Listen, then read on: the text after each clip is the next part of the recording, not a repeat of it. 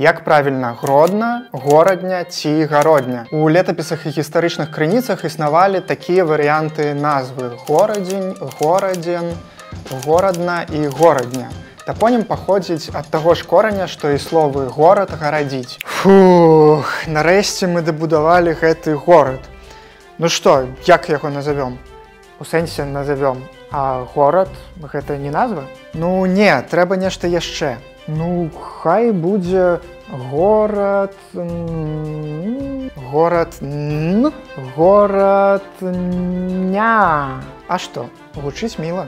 У часы Рэчы Паспалітай у афіцыйных дакументах з'явіўся паланізаваны варыянт назвы Гродна. Гэты ж варыянт пазней механічна перанеслі на мапы расійскай імперыі. Паралельна ў мясцовых гаворках бытавалі формы Горадня і Горадна. Таксама назоў Горадня ўжываўся ў дзяржаўных дакументах БНР і слоўніках БССР 20-х гадоў. І толькі пасля 30-х гадоў у афіцыйнай беларускай мове замацавалася форма Гродна, якая была пазычана з расійскай мовы. Што да формы Гародня, то яе папулярызаваў Уладзімір Караткевіч сваім раманам «Хрыстос прызямліўся ў Гародні».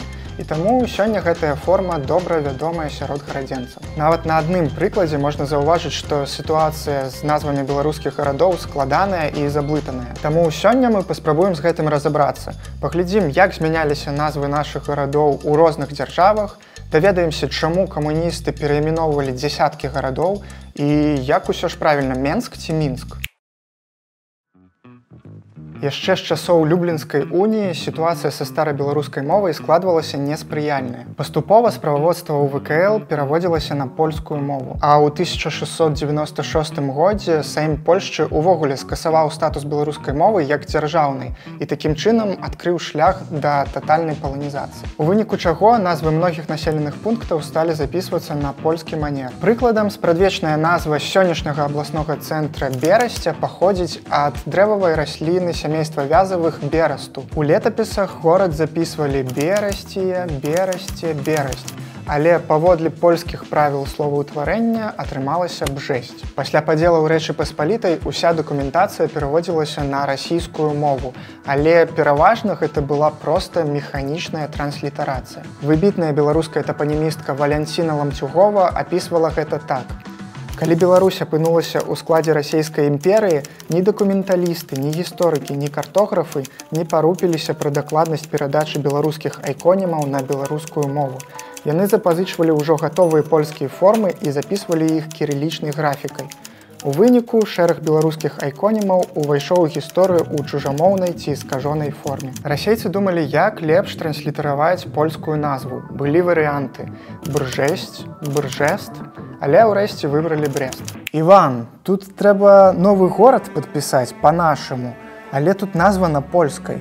Ты ведаеш польскую? Іван, вядома, я ведаю польскую. Яна ж як руская, толькі літары іншыя. Ну, вось тут, напрыклад, напісана БРЖЕСЦ. Ну і пішы, значыць, Бржэсць. А так дакладна правільна? Іван, будзе правільна так, як мы напішам. Калі расійская імперія скончылася, то пэўны час традыцыйная форма Берасця выкарыстоўвалася ў дакументах БНР і БССР, хаця пад польскай уладай горад зноў называўся Бжэсць. Па далучэнні заходняй Беларусі да СССР новай афіцыйнай беларускай назвай стала транслітарацыя з расійскай Брест. І так дагэтуль яна застаецца афіцыйнай. Падобныя гісторыі русіфікацыі праз паланізацыю адбываліся не толькі з Берасцем і Горадняй. Вось шэраг гарадоў, назвы якіх змяніліся такім жа спосабам. Наваградак. Назва ўтварылася ад асноваў новы і гарадок. Фух, вось мы і дабудавалі яшчэ адзін горад. Ну, як яго назовём? У мяне ёсць ідэя. Горадня-2. Не, так гарады не называюць. Слухай, мы ж толькі дабудавалі яго, вунь яшчэ свежым дрэвам пахне. Можа, няхай будзе свежы гарадок? Не, давай лепш новы гарадок. Так, я гэта і меў на ўвазе. Спачатку было паўнагалосссе, Наваградак. З цягам часу другая частка скарацілася на адзін склад, Наваградак. Але па-польску запісалі Новогрудек. Так і пайшло праз расійскую да сённяшняга Навагрудка. Дарагічын. Назва паходзіць ад імя Дораг ці Дарожыч. Спачатку назва была прыналежным прыметнікам чый дарагічын, а польская дрогічын гэта стандартная замена беларускага поўнагалосся польскім непаўнагалоссем. Хвойнікі. Назоў ідзе ад хвоі, што па-польску будзе хоіна. Так хвойнікі сталі хойнікамі. Мёры. Гэта той выпадак, калі па-польску запісалі правільна. Праўда, у польскай мове няма асобнай літары «ё», таму для гэтага выкарыстоўваецца дыграф «іо». А расійскія картографы ў сваім стылі проста паўтарылі польскае напісанне і атрымалі міоры. Іван, тут зноў польская назва. Іван, ты ж ужо ведаеш, што рабіць. Значыць, міоры? Ну, вядома.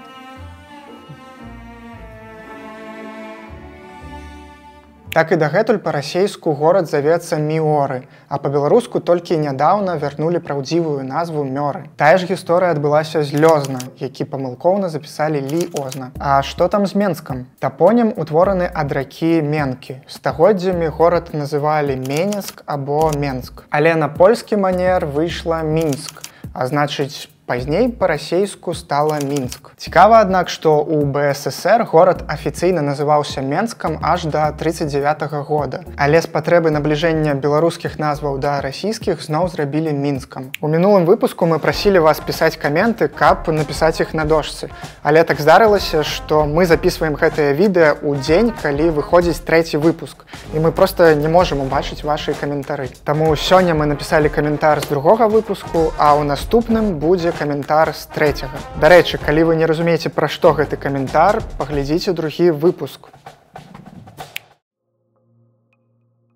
Калі ў расійскай імперыі грубыя перайменаванні рэдка датычылі гарадоў, часцей назваў вуліц, то ў савецкі час з'явілася ідэалагічная патрэба ў масавым перайменаванні гарадоў, вёсак і мястэчак. Напрыклад, амаль 600 гадоў да з'яўлення на тэрыторыі Беларусі бальшавікоў існавала мястэчка Ігумен. Але бальшавікам не спадабалася гэтая назва праз сугучнасць з царкоўным санам, і яны перайменавалі яго ў чэрвень. Але айконім Ігумен не мае ніякага дачынення да манастыроў. Ён агульнага кораня, што і назва гаспадарчага будынку – гумно. Ці ў 1935 годзе адбывалася кіравізацыя. Гэта калі перайменоўвалі ўсё, што толькі можна ў гонар Сергея Кірова, камуністычнага дзеяча. У выніку пацярпела старажытнае паселішча Качэрычы, якое стала Кіраўскам, і вёска Лукаеды, якая стала Кірава. Бальшавікі ўвогуле любілі называць гарады ў гонар сваіх функцыянераў.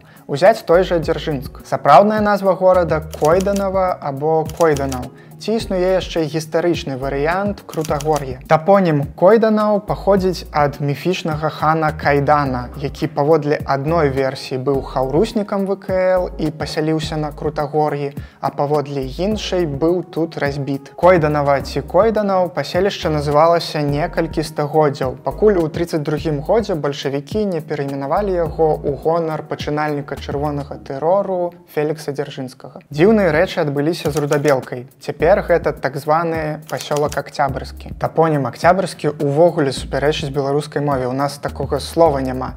Ды і збег чатырохзычных гучыць жахліва. А назва Рудабелка азначае руднае верхавое балота. Мястэчка паспела трапіць у камуністычны канон. У 18-20 гадах тут існавала так званая Рудабельская рэспубліка пад кантролем бальшавікоў. І ўсё роўна яны ж яе і перайменавалі. А савецкія геральдысты, не заглыбляючыся ў этымалогію, угледзелі ў беларускай традыцыйнай назве рудых белак.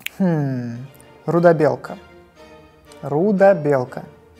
Рудая белка. Ну, само сабой, беларуская мова такая простая.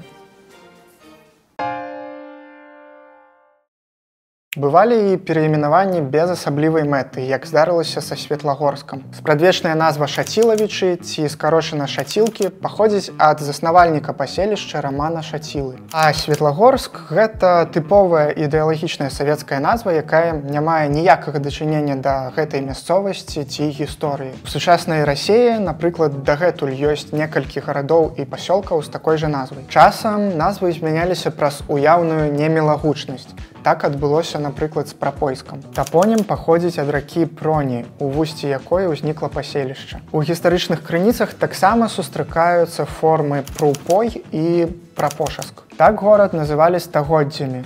Але ў 44 годзе савецкая дывізія, якая брала горад, прэтэндавала на званне гвардзейскай, прапойскай. І савецкім генералам чулася тут блізкае ім слова прапойцы. Так старажытны горад пераіменавалі ў безаблічны Слаўгарад. Падобная гісторыя адбылася з Дрысай. Тапонім утварыўся ад назвы ракі, корань балцкага ці фінскага паходжання. Але савецкія ўлады ўбачылі ў назве нешта непрыстойнае і пераіменавалі горад у Верхнядзвінск. Былі проста пераіменаванні з мэтай набліжэння беларускіх назваў да расейскіх. Бо, як сказаў Хрушчоў, чым скарэй мы пяройдзем усе на рускую мову, тым скарэй настане камунізм. Так, напрыклад, Янаў стаў Іванова, а Бярэзань Беразіно. Цікавы факт. У 1931 годзе Добруш ледзь не пераіменавалі ў Молатаўск. На пасяджэнні Добрускага гарсавета вырашылі накіраваць хадайніцтва аб гэтым, якое ўхвалілі нават у Акадэміі навук. І толькі ў ЦВК БССР вырашылі адхіліць хадайніцтва.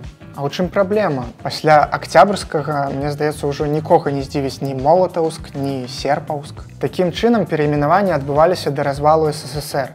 Толькі ў 60-х гадах спрадвечныя назвы згубілі звыш 300 населеных пунктаў Беларусі. А ўвогуле тысячы нашых вёсак і гарадоў сёння жывуць пад чужымі імёнамі. Назвы гарадоў, геаграфічных аб'ектаў, вуліц і раёнаў – гэта тое, што стварае агульны фон нашага наваколля. Тое, што мы бачым і прамаўляем кожны дзень, з часам становіцца нечым родным, знаёмым і пачынае выклікаць станоўчыя эмоцыі. Такім чынам, звычайным пераіменаваннем горада ці вуліцы можна вельмі лёгка сказіць, заблытаць ідэнтычнасць тысячаў людзей, бо яны пачынаюць чужое асацыяваць з родным, а роднае з чужым. Давайце не забывацца праўдзівыя назвы нашых гарадоў, каб у першую чаргу захаваць саміх сябе. А яшчэ лепш давайце ўжываць іх у жыцці і прасоўваць у масы. Так яны могуць вярнуцца ў афіцыйны ўжытак. Упадабайце гэтае відэа і зрабіце ўсю актыўнасць для яго прасоўвання. Гэта дапамагае развіццю беларускага Ютуба. А таксама можаце падтрымаць нас на Patreon, спасылка ў апісанні. А з вами быў Ілля Сіўцоў, і на пачатку было слова. Да сустрэчы!